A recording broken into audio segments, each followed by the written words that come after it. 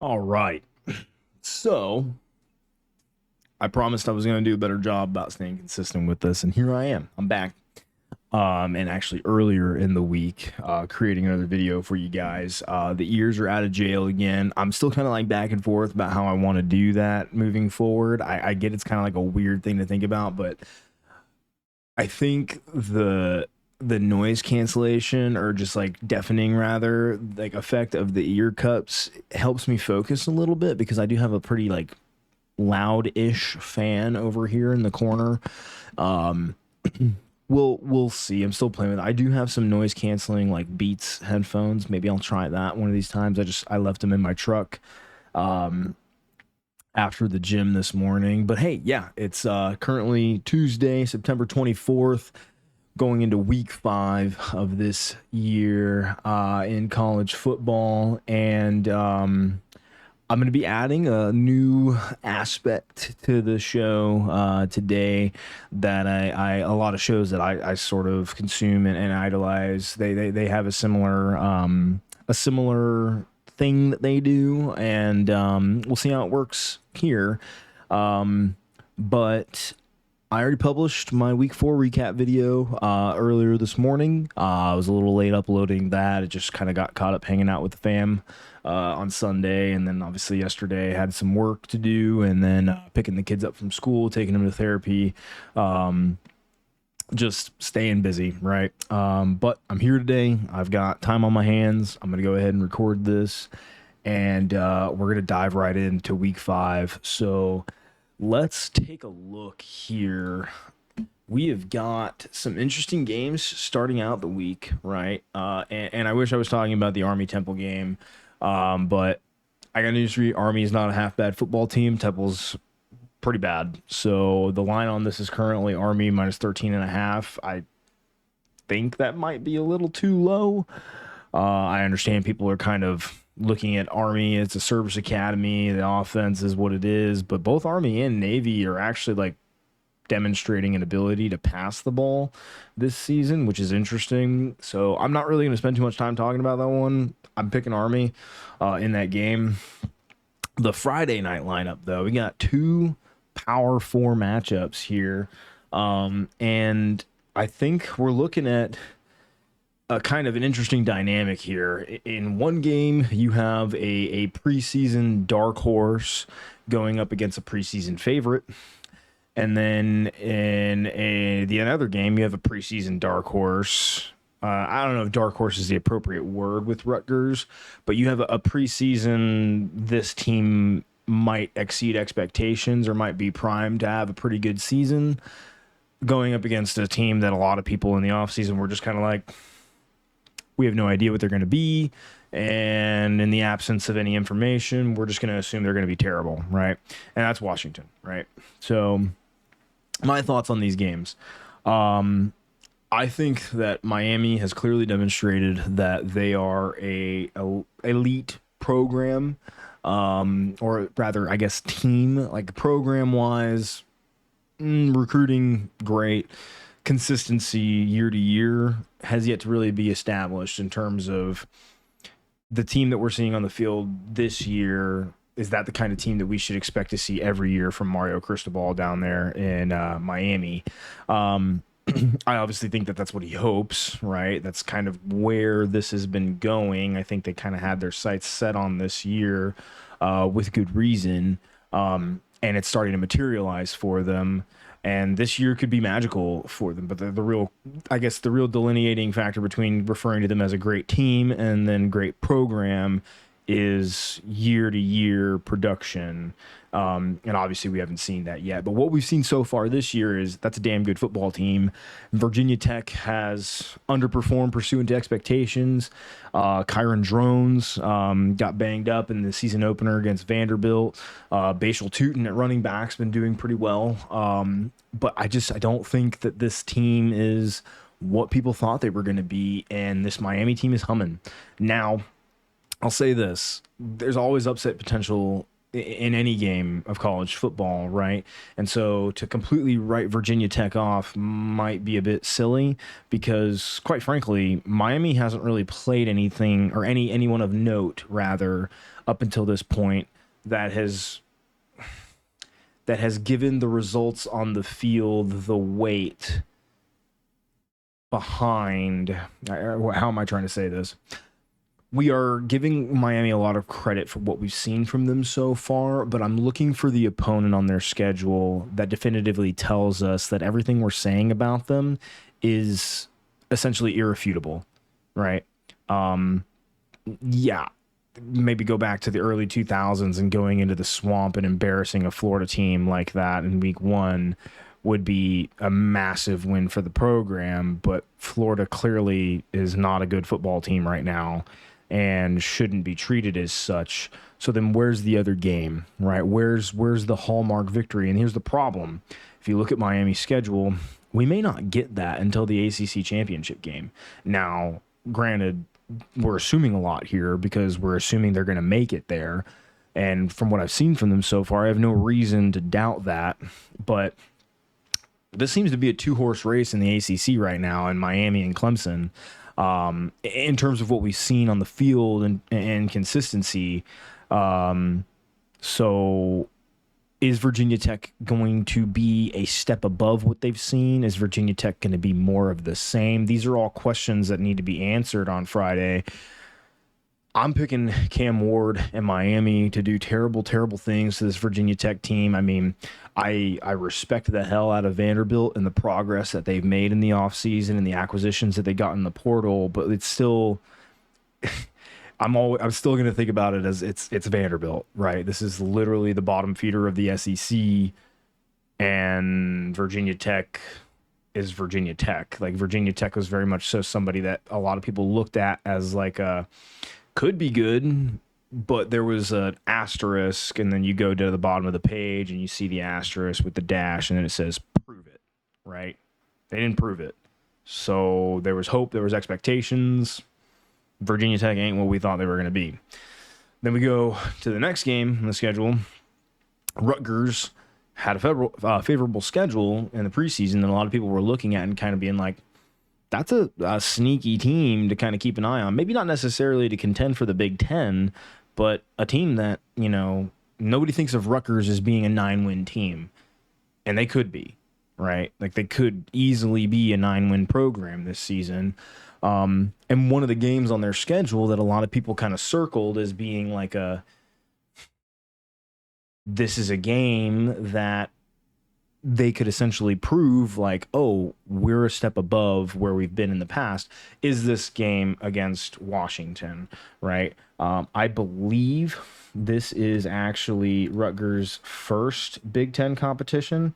Correct. So, yes, this is their fourth game of the year. It'll be Washington's fifth, if I'm not mistaken. And the line is currently Rutgers -3, which, given the fact that this is a home game, essentially means it's 50-50 in betting odds markets. Rutgers is going to do one thing very well, or should I say they want to do one thing very well, and that's get their star running back, Monangai, the football, and let him run all over you. Washington's defense this season, and look, fully prepared to accept, the negative credit that they're due for the Washington State game, but for people that didn't watch the game, let me just ask you this. Unless a team has a reputation for being heavily penalized, would you rather, A, hedge your bets that they are going to give up somewhere in the ballpark of 16 penalties for 135 yards every game, or B, maybe they're going to be a little bit more disciplined moving forward, and what you've seen in the rest of their games is going to approach essentially a baseline, right? And what have you seen? If you actually watch the Washington State game, Washington threw that game away with a lack of discipline and questionable play calling. Okay. The amount of penalty yards that they gave up to Washington State in crucial downs and distances to keep Washington State in that game, while the offense was perfect on some drives, and then other drives you're looking at bubble screen after bubble screen and not putting the ball in playmakers' hands and just kind of thinking to yourself, scratching your head like, what are we doing here? Now, here's the thing. Rutgers doesn't have that problem, okay? They know who their playmakers are. Ethan Kaliakmanis at quarterback and Manongjai at running back. And they do a good job of putting the ball in their hands and making sure that they're going to play to their strengths. Washington seems to be of the opinion, or should I say the staff seems to be of the opinion that, like, oh, we have a ton of weapons. And they very well might be, possessing a litany of weapons. And fall camp was the first time that the roster in total was actually on the field together. So they seem to be in a still like working it out phase. And as a Washington fan and hearing from other Washington fans looking at it, it's like, guys, we saw what we saw in the first couple weeks. Our playmakers are established. Okay. Will Rogers is a top 25 quarterback in the country right now. Don't believe me? Go look at the stats, okay? And I get it. Like, you're going to ask, who's he played? Who's anybody played? All right? Whose body of work up until this point is consistent with anybody saying that they're the best at anything? Okay? We are fastly approaching a point where those kinds of games are going to be played on a much more consistent basis week to week as conference play starts to unfold. But Washington has a running back that is averaging 6 yards per carry. I watched 2 series last week where he didn't get a single touch over 2 series. After Jedd Fisch draws up a drive, the previous series before those 2, where they moved the ball downfield in 3 plays and absolutely eviscerated Northwestern's defense. And it's like, hey, that looks really good. Can we do that some more, please? And then the next 2 series, it's kind of like we're just, yeah, let's try this. Instead of, I know this is going to work because I've dialed it up before. I see the coverage. I know what the defense is expecting, and we're going to take advantage of that. Instead, it's just been kind of like this is in the playbook, and it's not there for no reason, so let's just call it. That's really the vibe that it gets, and I understand that seems very revisionist, to say something like that. And I'm sure Jedd Fisch would probably have a litany of words for me with regard to what his methodology is, but I'm sorry, but the results on the field speak for themselves. You have a defense coached by Steve Belichick, that is stomping your opponents. Again, without the penalties, Washington State maybe only puts up 2 touchdowns. Maybe. And they're the only team this season to score a touchdown against this Husky defense. I'll say that again. Over 4 games, only one team that they've played has been able to score a touchdown against them. Now, is that repeatable against Rutgers? Well, here's the thing. If you look at overall talent, not what Rutgers is recruiting at now, which, by the way, if you're not familiar with Rutgers recruiting, they're not doing half bad. And there's a lot of quantity over quality, I think, and that's kind of a flaw, in my personal opinion, in the way that 247 and other recruiting agencies compile their aggregate data. But Washington's kind of similarly guilty with regard to their 2025 class, so I can't really talk much. But team talent composite is something that I see cited quite frequently with regards to projecting a team's overall success or failure in a season.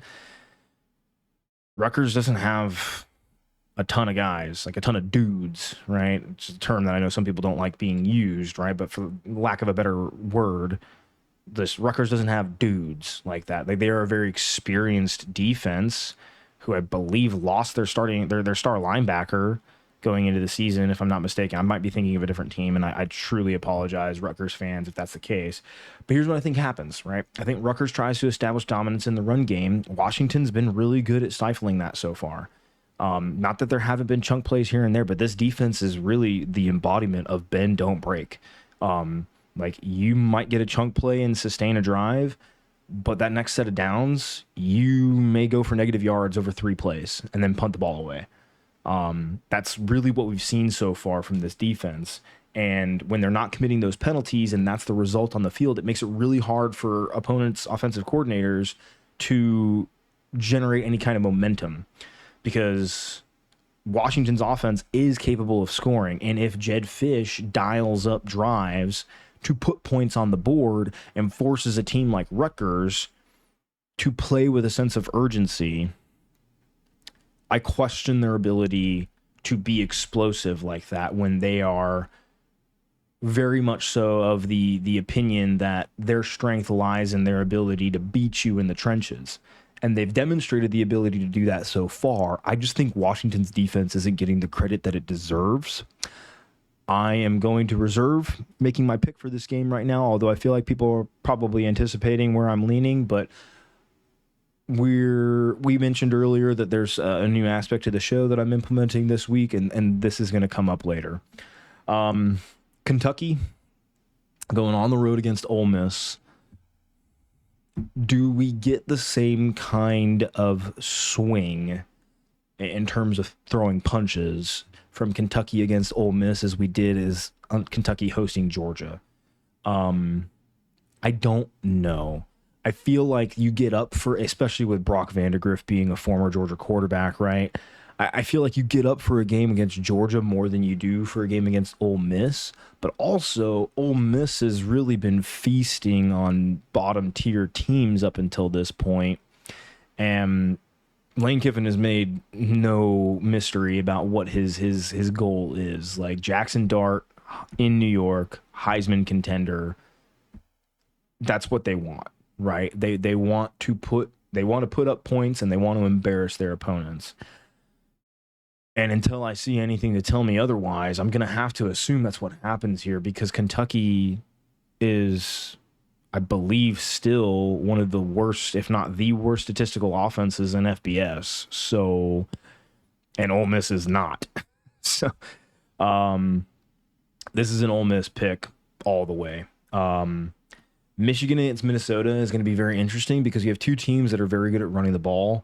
Darius Taylor from Minnesota been showing a lot of good flashes here and there, and obviously we saw Michigan tune up USC's defense to the tune of like 200 freaking like 40 yards or something like that.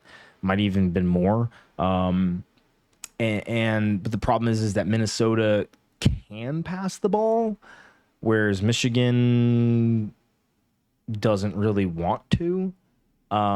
And that might not be the most accurate way of putting it, but it's like I heard somebody make a comment about this in another podcast where if you were in the stadium, anytime Alex Orji hit the play fake and brought the ball up to pass, there was like a collective like in the stadium of like, oh my God, please do not throw an interception.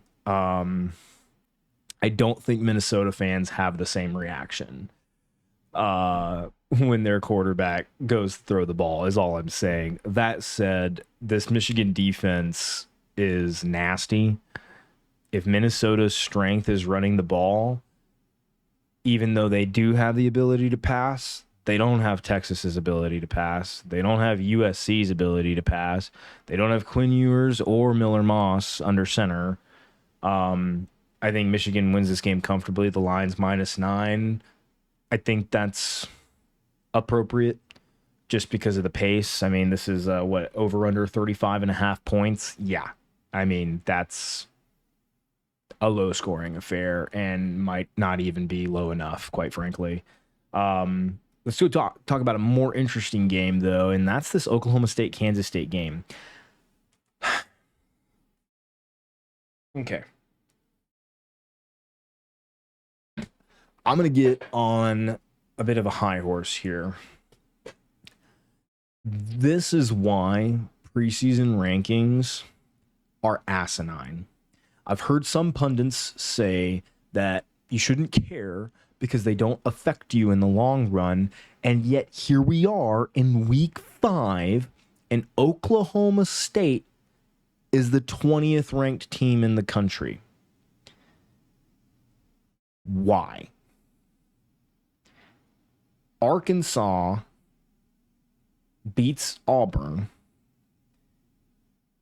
after losing to Oklahoma State. And there's this aura about them of being an SEC team that just did a thing, okay, against another SEC team, which immediately elevates them to a status that props up an argument justifying Oklahoma State being ranked after losing in emphatic fashion to Utah. They brought that game within punching distance in garbage time, essentially. But what has Oklahoma State done? Their win over Arkansas might have been one of the most pitiful defensive performances I have ever seen. I mean, Arkansas tuning them up to almost 800 yards of total offense, and we're looking at them like, that's a top 15 team. Of course. Who? Anybody else like want to deny that? And I'm just in the back like, yeah, I do. Top 15 teams aren't giving up fucking 800 yards of offense to like anybody. Like, save for maybe the best team in the country when their team is waking up on Saturday morning and forgot they had a game because they've been on a bender for 3 days. Maybe a top 15 team does that. Meanwhile, Kansas State loses to a BYU team that's undefeated, but also hasn't really done anything. Like, BYU beats Kansas State. That gets them ranked. Kansas State's most notable accomplishment up until this point is surviving against a Tulane team that they probably should have lost to if the officials had done their job. I mean, come on. Kansas State is going to wax Oklahoma State in this game. I'm calling it right now. Even if the turnover bug hits Avery Johnson, Oklahoma State has the most experienced offensive line in the country, and they have Ollie Gordon. This is what was said all offseason about this team and what its identity was going to be in 2024, and they can't run the ball. The comeback against Arkansas was on the shoulders of their quarterback and the passing game. Brennan Presley, Dalton Stribling, Ollie Gordon has been a non-factor since week 1. Once they got through their cupcake game, he's been absent. He ate up all the Doak Walker, everything like that, and then he's just like, I'm done. Just get me through 2 more years of eligibility, and I'll go to the draft. I get that's mean-spirited to say, but it's like, dude, there's no reason this kind of drop-off should be occurring. With what you did last season in Big 12 play being what it was, and the only team that really shut it down was Texas, and we've seen what Texas is capable of right now and the kind of roster that they have. Why are you struggling to run the football? Run the football. Why? Makes no sense. And if you can't run the football and you have to pass, sure, Kansas State's not a bad defense to have to be able to pass the ball on. Tulane kind of proved that. But their defense isn't going to just be completely porous. They're not going to just sacrifice 1 trillion yards through the air like you did. I think Kansas State wins this game and wins it comfortably. They're going to dictate the terms, kind of like Utah did, because they can run the ball and their defense isn't terrible. It's not perfect, but it's not terrible. So is there a chance it's closer? Sure. I'm so disappointed with this Oklahoma State team right now, and the fact that they're ranked after 4 weeks with their resume, it's fraud watch. Quite frankly, fraud watch. We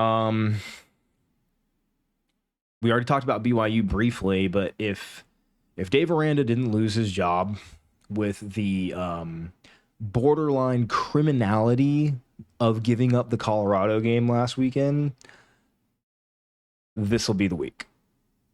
BYU's not a terrible team. Do I think they're a top 25 program? Again, asterisk, prove it. Prove it against a team that isn't showing flaws like Kansas State. The problem is, this is the Big 12. Who are you going to beat that definitively says you are X, you are Y, right? Outside of Utah, USF. Sorry, UCF. Let me get that straight. We'll be talking about them here shortly. But yeah, no, I get it. Okay, and here's another, going to the next game. Oh my God. Indiana isn't ranked. And what has Indiana been doing for the last 4 weeks? Oh, I don't know. Completely assassinating every team that they play. Curt Cignetti is a level 100 meanie face. Okay. He has no qualms about placing his boot firmly on the throat of an opponent that is already so smelly they've been dead for so long, and then just twisting his heel. I love it. I love it from a team like Indiana that has had to endure years and years of mediocrity and waiting for basketball season. I really like what I'm seeing from this team. Maryland has proven before that they are willing to get into a shootout, and I think that's what we're going to get here. Right now, the line is Indiana -7, over under 55.5 points. I love this game. I have Curtis Rourke in my daily fantasy picks this week. I think this is going to be fun. I didn't want to really gloss over the BYU Baylor game too much. It just kind of happened that way because I saw this game next on the line and got super excited. But I think Dave Aranda loses his job next week, unfortunately. Just if you were curious what my pick was for that game. Nebraska at Purdue, I think the rebound, comes through. Purdue, not really that great this year. Nebraska's currently favored by 10. Dylan Raiola looked human for the first time, but he also did some really great things in that close game against Illinois last weekend. And I think they come back, and they come back strong. Is NC State on upset alert against Northern Illinois? Maybe. Maybe. We'll see.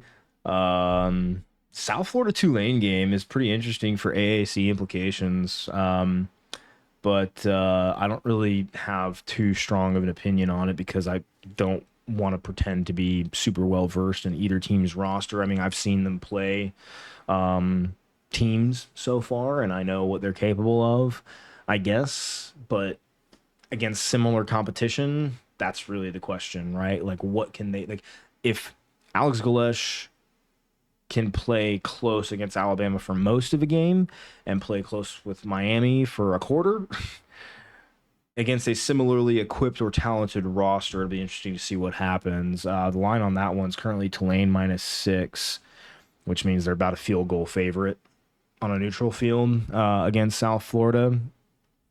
I don't hate that. I think I've made no qualms about the fact that I think Galesh is going to be a high-profile head coach at a Power 4 program sometime in the next few years. And Tulane is Tulane. They're going to be a good football team. They're not completely devoid of, talent or ability to be effective in their conference, even with Willie Fritz being the head coach at Houston now. Should be a good game. We'll see. Wisconsin on the road at USC. I think USC rebounds big. Wisconsin, not a great team this year. Oh, there it is. First yawn of the video. Man, I thought that was going to happen way sooner. Like, the gym really kicked my ass this morning. I'm going to take a little sip. Sparkling water, not alcohol, I promise. Yeah, no, Wisconsin, I think that a lot of people were hoping maybe we'd see some improvement, but when you bring in Tyler Van Dyke out of the portal, how serious are you really about making a leap in offensive production? Did you not watch him? Like, were you hoping for freshman year Tyler Van Dyke to suddenly reemerge? I don't know, but the game I really want to talk about is the one that's next, and this is Louisville on the road against Notre Dame. Now, this game was a good game last year. Okay. Um, and I think Notre Dame fans are probably feeling really good about themselves over the last 2 weeks playing no one. But Louisville is still a ACC contender. I am still down on Notre Dame.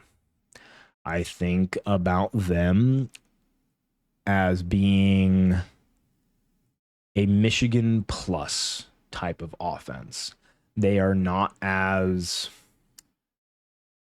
incapable in the passing game as Michigan is. Riley Leonard has at least read a book with the words short pass in it, or just pass in general.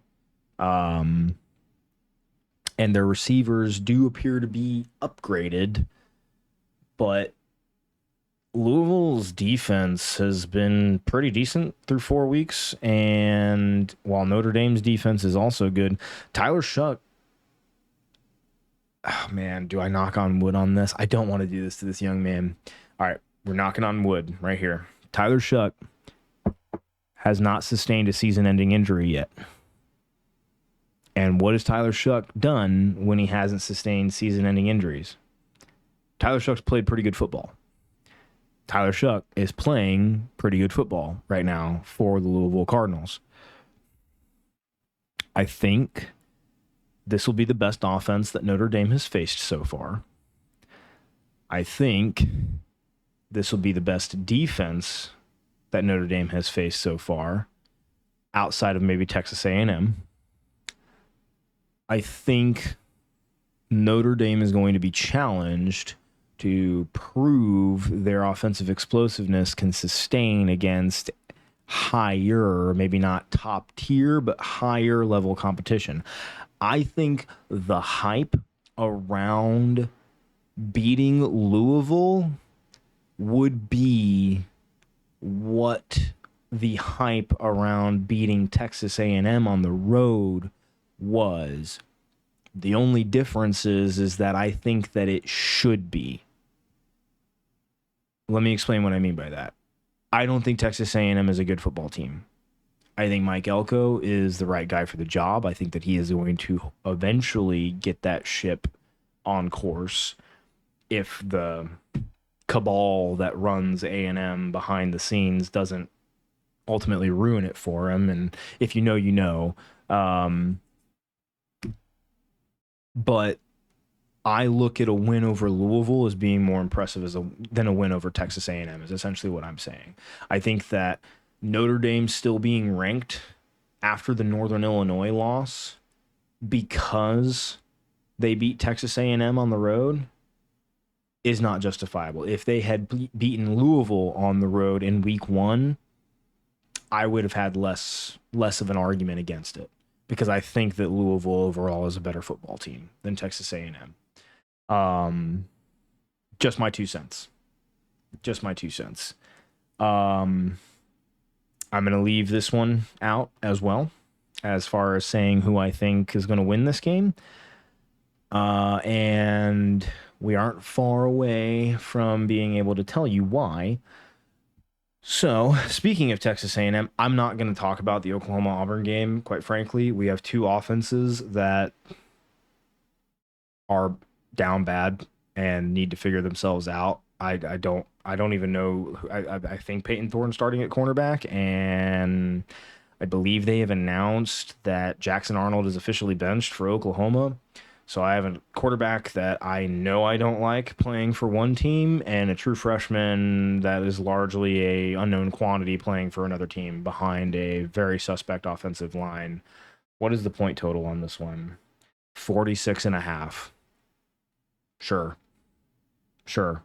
We'll see. Arkansas on the road at Texas A&M. This one almost ooh. Mm. I'm making an admin decision right now. I'm going to switch over to this so you guys can't see.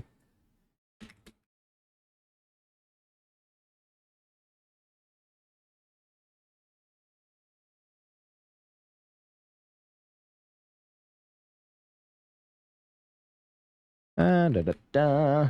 There we go. Boom. All right. Let's get back over here. I promise you guys will understand. So I just made a change. And I do feel comfortable saying this right now. My pick for the Louisville Notre Dame game, I think Louisville wins the game. I think Notre Dame's offense is going to get exposed. They're not as explosive as the last 2 weeks have led you to believe.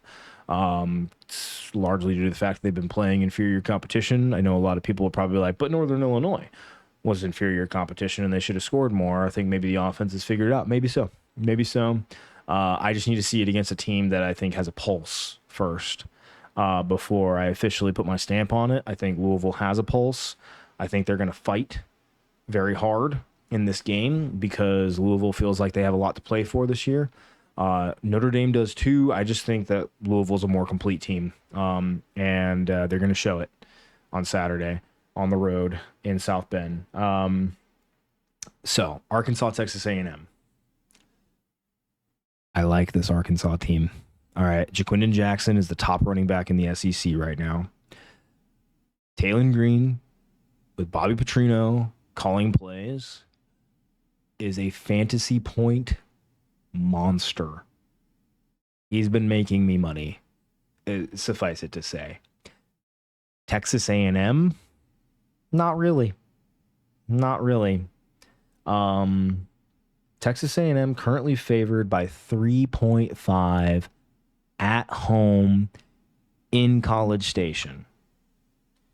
That means they are, I believe the way the math works out, that makes them a 1.5 point favorite at home.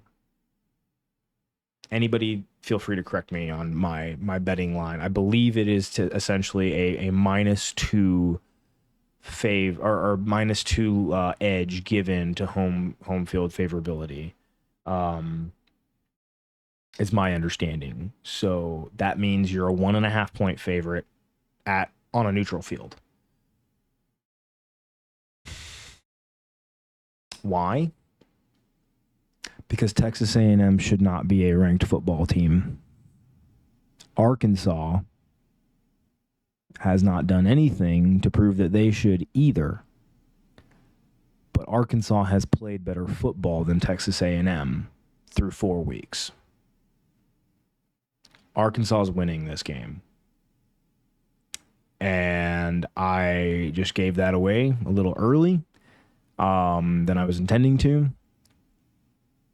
But I'm taking Arkansas to win this game. Again, this is a prove it thing. Arkansas has shown an ability to put up points against everybody that they have played. Texas A&M's offense beat up on a Florida team that appears to have given up on Billy Napier. Okay.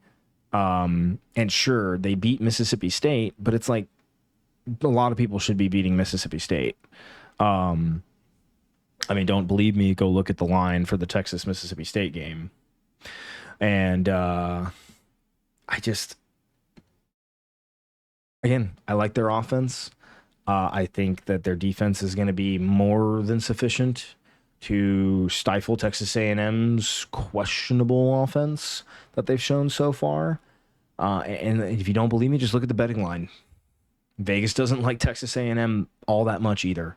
So, yeah, give me Arkansas. Moving on down, this TCU-Kansas game is interesting for a number of reasons. Kansas obviously, gets right last weekend, and TCU gets run out of the building against SMU. I mean, I did not see that score coming. Um, and I again, wait, did Kansas get right? Or am I tripping? No, they lost to West Virginia. Yeah, they've lost 3 in a row. Give me TCU. Jalen Daniels without Andy Kotelnicki is not the same quarterback that everybody thought that he was. Josh Hoover can sling that motherfucking ball anywhere on the field, and he's got weapons to do it, and he's going to do it against Kansas. Devin Neal is going to put up numbers. I think that Kansas is going to be able to score against TCU if what we saw against SMU is any indication. But I think that Jalen Daniels is going to make enough mistakes to keep TCU in this game, if not on top of this game, for its duration. That's just my humble opinion. Two teams that, especially after last week with the loss to SMU, it's two teams that I'm just kind of like, man, these were supposed to be Big 12 like kind of dark horses if everything went right for them, and it just hasn't. Staying in the Big 12 and talking about dark horse teams, Colorado on the road in Orlando playing UCF in the bounce house. UCF's a good football team. I don't know who needs to hear that. I don't know if anybody has been unaware, but UCF's been playing some pretty damn good football. And Colorado gets away with basically Dave Aranda throwing his job away last Saturday. Maybe the cabal behind college football is just trying to keep this team relevant longer this year so that way it can generate revenue and viewers or whatnot. But they should have lost that game to Baylor. They should have. I know that's something that people like hate hearing, because if they should have lost, then they would have lost. But it's like they basically handed it to them. UCF currently a 16.5-point favorite. More to follow on that. Let's see. Okay, this North Carolina Duke game is very interesting. And if you don't know, allow me to explain. Okay. Manny Diaz, head coach for Duke, former defensive coordinator at the University of Texas, under former Texas head coach Mack Brown, now North Carolina head coach Mack Brown, got fired on the field by Mack Brown at Texas. Obviously, Manny Diaz gets the Miami head coaching job, doesn't work out, goes to Penn State, reorchestrates an elite Penn State defense over the last few seasons, gets the head coaching opportunity at Duke, and now they're meeting on the field as head coaches one more time. There's bad blood in this. Manny Diaz is not forgotten, and North Carolina looks vulnerable after the defensive, I don't know, like Thanos snap that was last week. That game against James Madison was absurd. The term video game numbers gets thrown around a little too cavalier sometimes. Those were video game numbers. 120 points scored between two teams. Almost 1,200 yards of total offense. North Carolina scored 50 points and didn't win a football game because they let James Madison score 70 on them. I'm going to say that again. A Power 4 football team scored 50 points and lost because a group of 5 team with a first-year head coach scored 70 points on them. And then Mack Brown goes in the locker room and tells the players if they don't think that he's the guy for the job, he'll leave right now. It is... Look, there's some people running damage control in North Carolina media circles, saying, "Oh, it's Monday morning, cooler heads prevailed, this, that, and the other." We'll see, because Manny Diaz is coming for blood. I promise you that. Ooh, I want Duke to win. I want Duke and Malik Murphy and Manny Diaz to go in there and torch North Carolina after what happened last week. But if the buy-in is real, if all those things that they talked about in the media actually end up being true, North Carolina could come back passionate and ready to play and put up for Mac Brown, and especially understanding the bad blood between him and Manny. But I'm picking Duke because I want to see him win. I want to see oh man, I guess I'm a sadistic prick. I just want to see like the implosion continue and see how bad it gets, which is terrible to say because Mac Brown, one of 3 active head coaches right now that is a national championship in his trophy case. Obviously from his days back in Texas in 2005, and he's a great guy, and like you hear interviews with him and he sounds really nice and like truly cares about his players and his team, but damn if it wouldn't be funny just a little bit for Manny Diaz to get his revenge against his former boss. I already kind of alluded to this. Mississippi State's getting run out of the building against Texas, so I'm not going to waste oxygen on this one. Ohio State on the road, finally, against Michigan State. Michigan State definitely showing improvement from last year with Jonathan Smith as head coach and the weapons that were brought in the transfer portal. Ohio State's a different team. Michigan State, prime yourself for another home beatdown to the tune of what you experienced against Washington last year. And it might actually be worse because Ohio State has not shown anything. Like, remember the talk in the offseason about Will Howard being a more effective runner as a quarterback? He's run the ball 8 times in the first 4 weeks. They haven't opened the playbook yet, and they're still blowing the doors off of everybody they play. Is this the game where the playbook gets open? I think they're trying to keep it as vanilla as possible in preparation for their trip to Eugene in a couple weeks. But actually, is that next week? Stand by. We're in week 5, right? Is it week 6? No, it's week 7, isn't it? Sure is. Yep. So a couple weeks. I was correct. Yeah, I think they're keeping the playbook as vanilla as they possibly can until they have to go play Oregon and Eugene. Michigan State might keep this game close. I think the line is currently never mind. The line is currently Ohio State minus 24. I think people are expecting the playbook to open on this one. I have my reservations. I think Ohio State might be a little bit in over its skis and think that they can keep it vanilla. Maybe the game's closer because of that. But I think Ohio State's like, Ryan Day's literally going to be on the sideline, and he's just like, oh, so you want me to like actually have to play serious? It'll be like the leaning forward in the gaming chair moment where he's just been kind of chilling on the sideline. Michigan State might pop off like a 60-yard touchdown pass from Aiden Childs to Nick Marsh, right? And then all of a sudden Ryan Day is just going to like wake up and be like, pardon? Oh, okay. So that's what we're doing. And then just absolutely treads all over them. Yeah, I mean, give me Ohio State on that one. I don't even think that should be a question. Stanford on the road against Clemson. Clemson's looking really good. I mean, it looks like their offense. Like, I think somebody made a comment that I really liked, where it's, you see Cade Klubnik playing Georgia in week 1.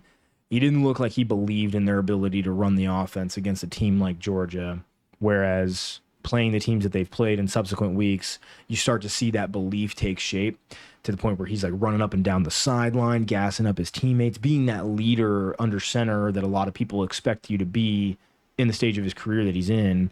Do I think that overall changes the outcome if they play Georgia again today? No, probably not. I think that the score might be different, but and that also might not be true either. But like, I think that this is a better version of the team that we saw in week 1. Like, defense still elite, going to be really good. Offense finally starting to instill some belief in itself. that, hey, we can lay up some points on some teams, and they're doing it. Stanford, hey, great win on the road against Syracuse last Friday. I just think Clemson's a step above. I think their defense is going to be too much for you to handle. And Clemson currently favored by 21.5 points. Pretty much tells you about everything you need to know about that sentiment, right? Like there's teams and then there's fucking teams, and Clemson is a fucking team, whether you think so or not, based off of the week 1 game. And Stanford's going to find out Saturday night. All right. 2 big time games for Saturday evening. Georgia going on the road to Tuscaloosa, take out Kalen DeBoer's Alabama Crimson Tide.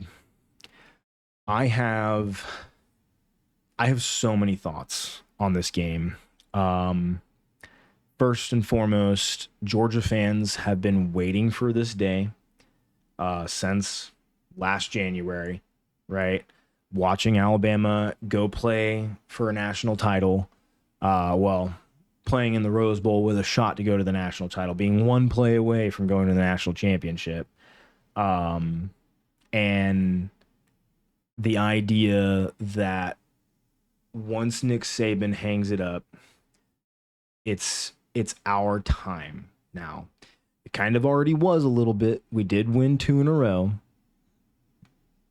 but Nick Saban still owns that program. Well, he rode off into the sunset, getting one last laugh against Kirby and the Bulldogs. Kalen DeBoer comes into town, and Georgia is licking its lips, saying, "You're free. We own you now. We are the premier program of college football, and the SEC for that matter. You're not going to be able to do to us what you did with Nick Saban."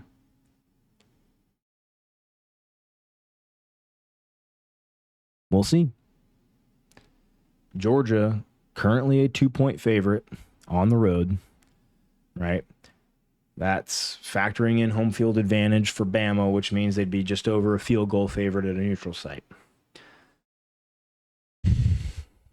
How do I put this kindly? Georgia fans fancied this team being an offensive juggernaut all last year, having played a grand total of 0 top 25 defenses during the regular season.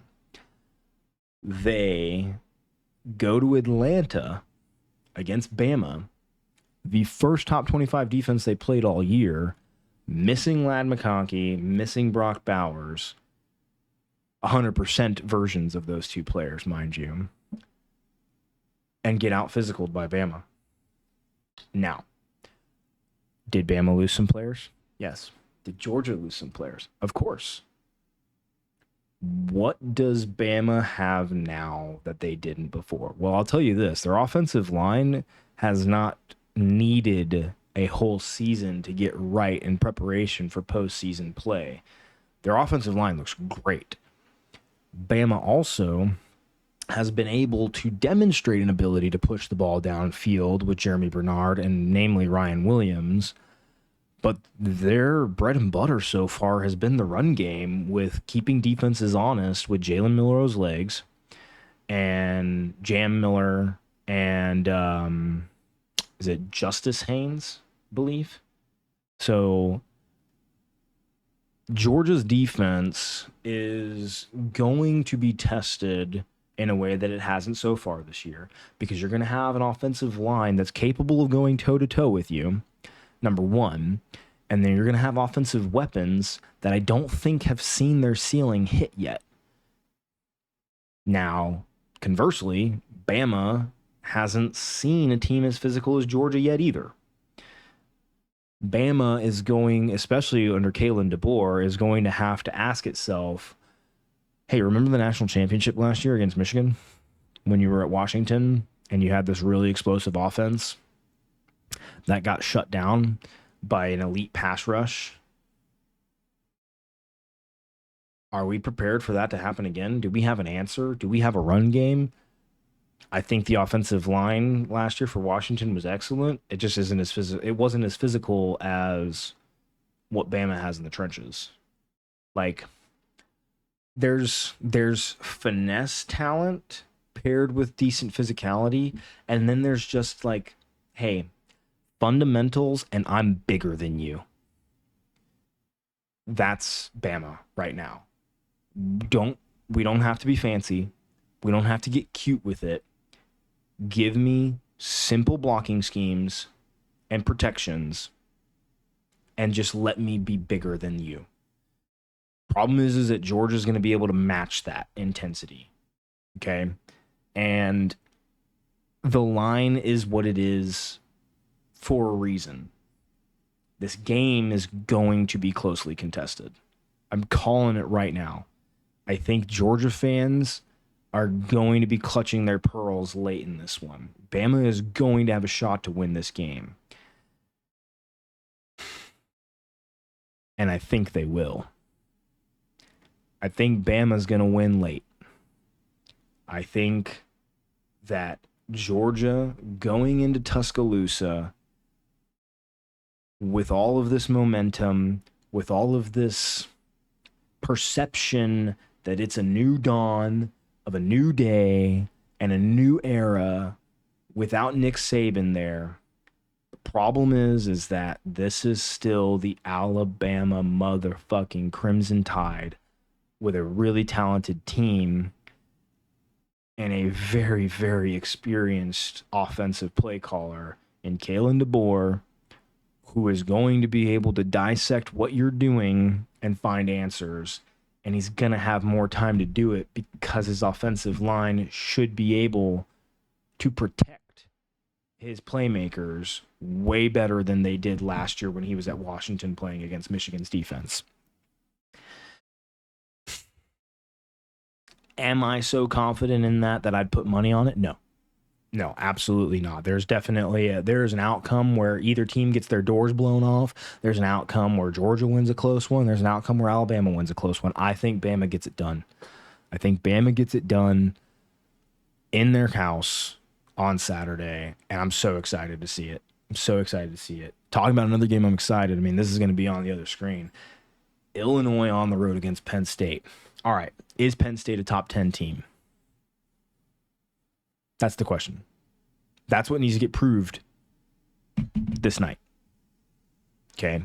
Illinois is proving week to week that they're better than people thought they were going to be. That the expectations that the fan base might have had last year were a year early, and that this is quite possibly a top 25 program.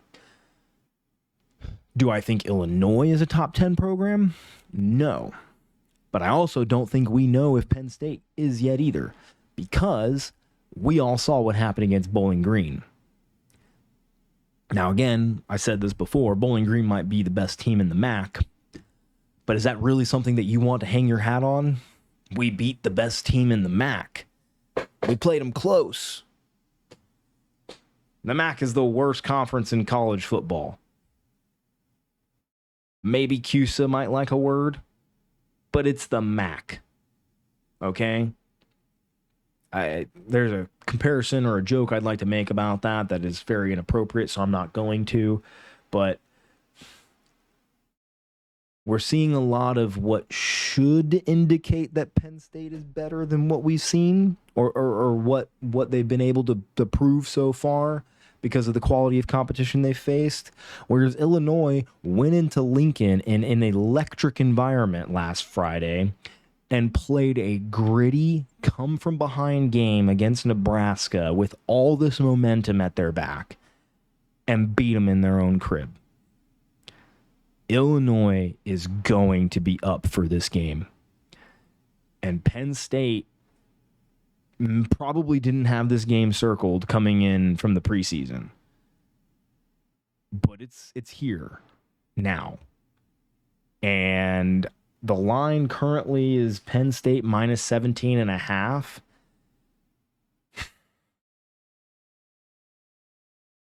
I'm not adding this to my best bets for the week, which we're going to be getting to soon. But while I will not directly take Illinois to win outright, I'm taking them to cover. This is not going to be a blow the doors off Illinois game. I don't think so. And if I'm wrong, then congratulations to Penn State for finally proving it. But this Illinois team's good, and they're going to play their ass off. Penn State better show up ready to do the same, because if there's any semblance of slow start or overlooking an opponent, Illinois is going to come for that ass. And I hope they do. Like, I'm really looking forward to it. South Alabama LSU, I think I talked about this in my kind of brief look ahead portion on my week 4 recap, and that's take the over on this one. South Alabama can score points. LSU's defense isn't completely fixed from last year, but LSU's going to win. Simple as that. Florida State at SMU. Give me SMU. Florida State's offense is probably due to actually do some hard time, like in Leavenworth, for the crimes against humanity that they're committing on a week in, week out basis. And I know some Florida State fans that would absolutely agree with me, so I have no problem saying that out loud. Yeah, give me SMU in that one. Texas Tech Cincinnati is an interesting game against teams that have shown some flashes here and there, but just aren't really all that great. Lions Texas Tech -2.5 at home, which basically means it's a pick-me game, a coin toss, at a neutral site. And that's kind of why I do this when talking about it. Wazoo on the road against Boise State. This is going to be kind of like if I can make a joke, this is the battle for the Mountain West here. Whoever wins this game is the uncrowned Mountain West champion. Boise's currently a 7.5 point favorite. I think Ashton Jeanty is going to be leaned on once again to be explosive and take it to Wazoo's defense, who I think is a bit more porous than Washington really took advantage of. Just ask San Jose State. But John Mateer is appointment television. This is literally Jeanty, Mateer, beautiful sandwich made in heaven of two players that week in and week out, you got to have them on your screen at some point. It's going to be a fun game. I lean Wazoo to cover, Boise to win, but I'm not confident in that. Wazoo could absolutely just show out and win this game outright. I'm taking Utah over Arizona. I think Arizona is missing some players from last year, and Utah's just going to lean on them. And this 11-point spread right now is there for a reason. I think that the offense is going to basically, and I'm speaking about Arizona, I think the offense is basically going to be a broadcasting team talking about Tet McMillan and fucking Noah Fafita until they're blue in the face, waiting for them to make something happen, while Utah's just kind of like Zach Wilson's little brother, Micah Bernard, Brant Keithy. I don't care. We're going to do our thing. Your guys' thing is like two players on your team. Our thing is our identity as a team. Stop us. And I don't think Arizona will. And then Oregon on the road against UCLA, opening up Big Ten play, if I'm not mistaken, because yes, they had the bye week last week.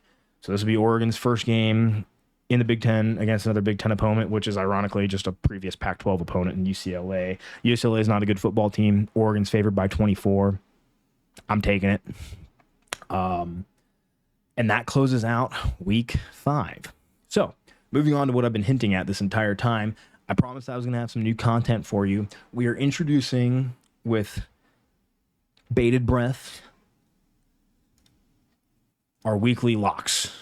So I thought about kind of just starting fresh here in week 5, because I mentioned these in week 3 for the first time.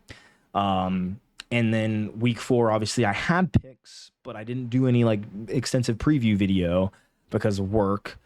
But I thought, okay, honesty is the best policy. I'll just go back to week one and I'll do the same format that I've had week to week. Only 3 games, which is why you saw me kind of make some changes earlier in the show, and you'll see what I'm talking about right there.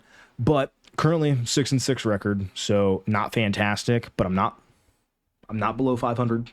Okay, so let's go ahead and back off me a little bit. All right, you saw week 3. Terrible week. Week 4, not much better. I was going for the hat trick of redemption this week. So my locks last week were Nebraska over Illinois, USC over Michigan, and Tennessee over OU. Obviously, we only hit on Tennessee over OU. Nebraska and Illinois, great game. USC, Michigan, great game. Could have gone either way. Didn't go ours. So I don't hate the picks, right? The week 3 ones were bad, like bad. Like I was way off on Colorado State over Colorado. I was way off on Purdue over Notre Dame, and Washington's team rather, just was in love with yellow laundry all of week 3 and handed the game to Washington State. So shame on you. The change I made is I initially had Louisville over Notre Dame because I was going to go for, like I said, the hat trick of redemption for the memes, where I was going to take all the teams that I bet against in week 3 and bet against them again. And I guess more accurately speaking, with the Washington-Rutgers game, I was just going to take Washington to win again, because the last time I took them to win, they lost. Hopefully that pattern doesn't repeat, but I'm trusting my boys to win on the road in Piscataway. I'm taking Washington over Rutgers. The change was that I removed the Louisville-Notre Dame game, and I'm taking Arkansas over Texas A&M just because I feel so strongly that Texas A&M should not be a ranked team right now. They don't deserve it. They are getting all the benefit of being in the Southeastern Conference right now. Arkansas has been playing way better than people expected them to. A lot of people were talking about Bobby Petrino priming himself to take the head coaching job when Sam Pittman inevitably gets fired. And right now, what they're putting out on the field is telling me that rather than this be a succession protocol, this is a tandem. This is a duo that is actually trying to bring Arkansas football back into relevance. I love what I'm seeing so far from Taylon Green and Jaquindon Jackson. Give me Arkansas over Texas A&M, and I'm going to keep the energy rolling because I said it earlier, UCF is a good football team. They're running the ball extremely well, okay?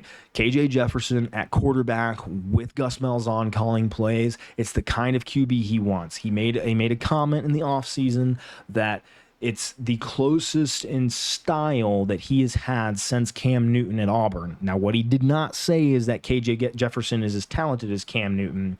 What he said was, is in terms of his style, the way that you can utilize KJ Jefferson is very similar to Cam Newton. This is a team that wants to run the ball. This is a team that can also throw the ball if it needs to. RJ Harvey is one of the best running backs in college football that nobody knows or really talks about. Okay, Colorado got away by the skin of their teeth last weekend. They're going to Orlando, and they're going to Orlando to take an L on Saturday. I'm calling it right now. I feel way more strongly about these 3 picks this week than I did about my week 3 picks. And I hope we go 3 for 3. If I go 0 for 3 again this week, betting this way, this passionately, oh man, I will be so distraught. But hey, that's the show. We will obviously revisit this later on Saturday and see how the locks went, talk about the results throughout the day, the weekend rather, because we do have some Friday games like we talked about. And I look forward to it. Shouldn't really be too much interfering with my ability to make these videos this week. I'm not going to be out in the sun working dog ass tired every night. So we'll be here. The earliest you could see me might be Friday night for an instant reaction pod to the 2 games that are playing there, depending on the results. But otherwise, I would expect to see me live on twitch.tv/LucidCreamin and doing an immediate reaction special late Saturday night Thank you guys so much for watching. Make sure you like, subscribe, comment, whatever, and I will catch you guys next time.